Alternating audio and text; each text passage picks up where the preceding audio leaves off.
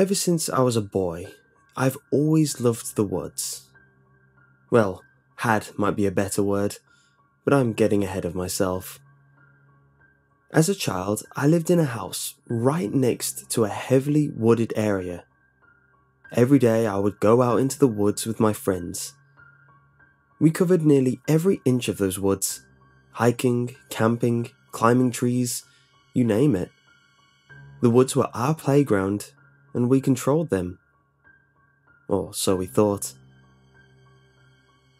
Thinking back, I remember, as we ran around the forest, out of the corner of my eye, I could see something quickly flitting between the trees next to us, next to me. I butted off as my eyes playing a trick on me. Other times, when I was camping with my friends and we were sitting around the fire, just out of the firelight, I could have sworn I saw a silhouette of something. When I turned back to get my friend's attention to look at the thing, it was gone when we looked back. Not a sound having been made. My friends laughed at me and joked that I was scared of the dark. I laughed with them, assuring myself that it was simply a trick of the light or something. Sometimes, at night though, I'd look out the window at the forest. These were the scariest time, because I couldn't rationally explain what it was. When I looked out the window at the woods, I would see a face amongst the trees, before it quickly disappeared. Those nights, I couldn't sleep a wink. I still went to the woods fairly often, usually at the behest of my friends. I did my best to forget this strange face, which I managed to do for a while. I was 17 and my friends, Hayden, Noah and Mason, and my brother Kieran, managed to annoy me into going camping in the woods with them. We packed up our gear and headed to our usual spot in the woods. We set up, and a few hours later, it was dark and we had a fire roaring away. Noah sighed contentedly as he leaned back in his camp chair. "Well, I'd say I did a good job if I say so myself," he said. I rolled my eyes. Noah was 16 and our resident goofball. Jokes endlessly streamed from his mouth. "Please," I replied. "You sat on your ass the whole time." "Hey, I sat on my chair," Noah retorted. I rolled my eyes again. Hayden, our group's token arrogant one, and 16 as well, snorted in laughter. "You didn't even do that," Hayden said. "Kieran set it up while you were off looking for squirrels in the trees." "I heard from a reliable source that an albino squirrel lives out here," Noah stated, matter-of-factly. "Curtis is not a reliable source," Mason cut in, using air quotes as he said, "reliable source." Mason was a funny, athletic kid, and one of the youngest in our group at age 15. "The guy's so high most of the time, he might have seen a unicorn and believed it," he continued. Noah hesitated. "He actually told me he saw one over by the river." We all burst out laughing. Kieran, the youngest at 14, gave Noah a sarcastic thumbs up as Noah glared at us. "You're such a dumbass," my brother told him. Noah grumbled under his breath as he crossed his arms. "Let's just roast some marshmallows, okay?" Noah said in a huff, attempting to change the subject. All right, I replied, still grinning. I reached back behind my chair and groped around for the bag of marshmallows. The others were reaching for their roasting sticks as my fingers brushed not against the plastic bag, but against something smooth and warm, almost like skin. I yanked my hand away in fear and shock. I heard whatever I had just touched skittering off in the trees. I looked at the dark forest around us, but I couldn't see anything. My friends stared at me in confusion. "Dude," Mason said, after a few tense moments of silence. "Are you alright?" "Yeah, I'm fine," I said uncertainly. "My hand just brushed an animal is all." "Don't be such a baby, Cameron," Hayden said with a mocking grin. I glared at him as he continued. "Pass me the mallows." "Screw you," I said, reaching back and tossing him the bag of marshmallows. Nothing was there this time. The mood quickly eased back to our usual laughter and good cheer, but I couldn't shake the uneasy feeling the forest was giving me. The feeling that we weren't alone. I woke up the next morning to panicked shouts and arguing. Rubbing the sleep from my eyes, I left my tent to see Mason, Kieran, and Noah yelling at each other. "What the hell is going on?"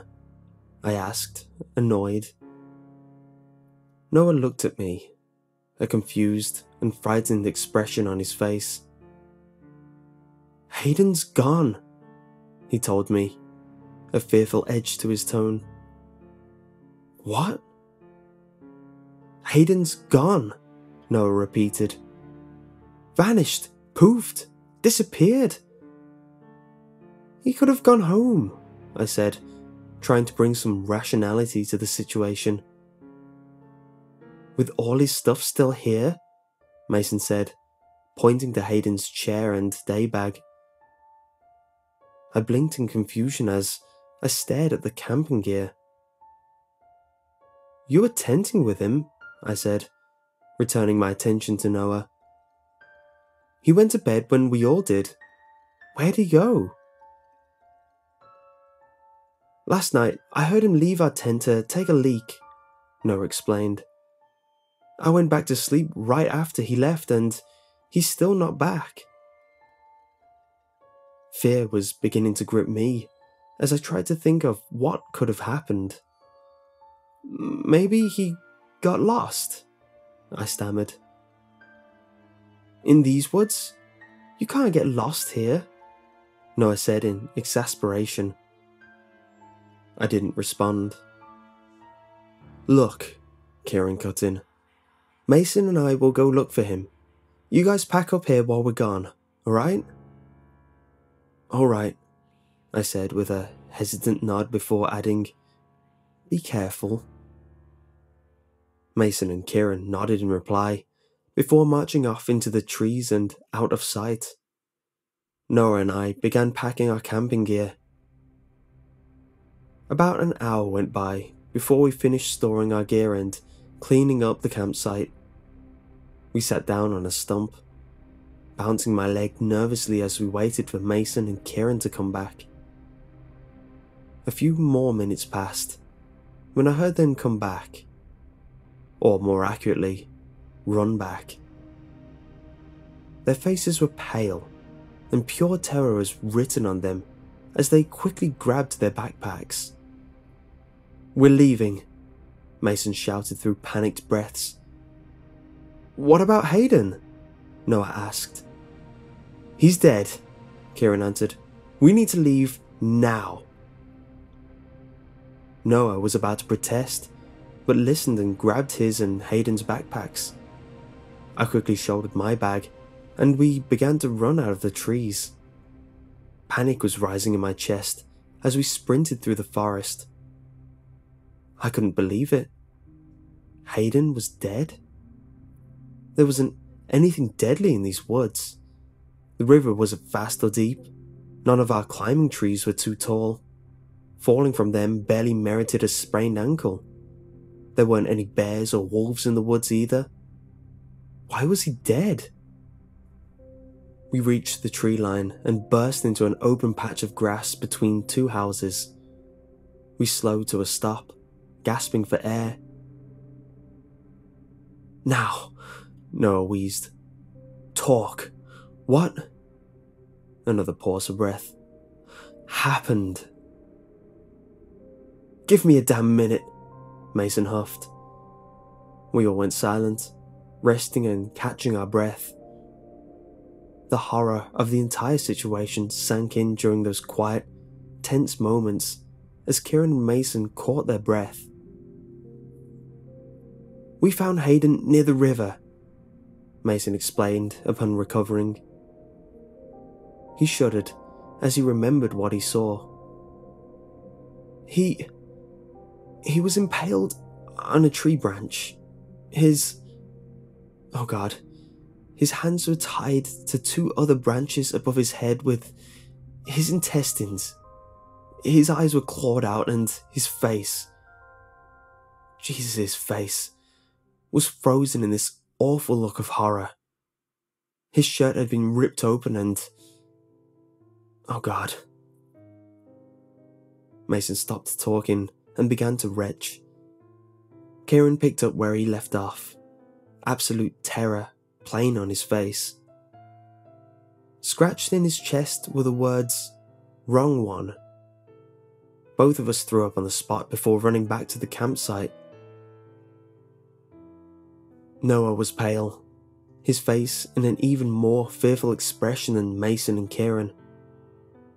We all sat in silence before Noah spoke again. Damn, he said. What do we do?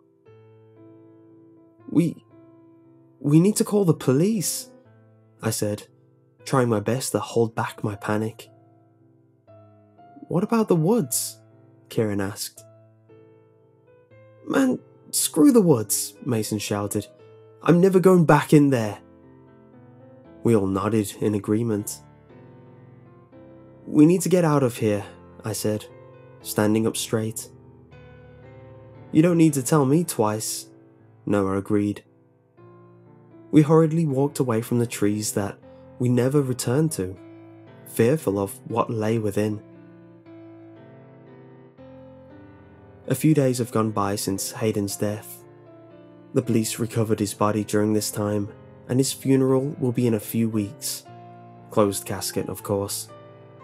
Mason, Kieran, Noah and I all refused to speak to the police on the matter. What could we say? We had no idea what happened. We were originally suspects for his murder until his autopsy. There was no evidence that anyone had killed him. No DNA was present on Hayden's corpse other than his own. But I knew what killed him. It was whatever creature that had been stalking us. The face in the forest. And I know what wrong one means now. Every day, the creature grows closer. I can tell what it looks like now. Hairless, grey, mottled skin, long, gangly limbs that end in hands and feet with razor-sharp nails, and a long, thin head with sunken black eyes that never blink. I lock my windows and doors every night, and sometimes I can hear it scratching at the glass of my window pane. It wants in. It wants me. And when it grows impatient enough, nothing will stop it. Nothing will stop the face amongst the trees from taking me.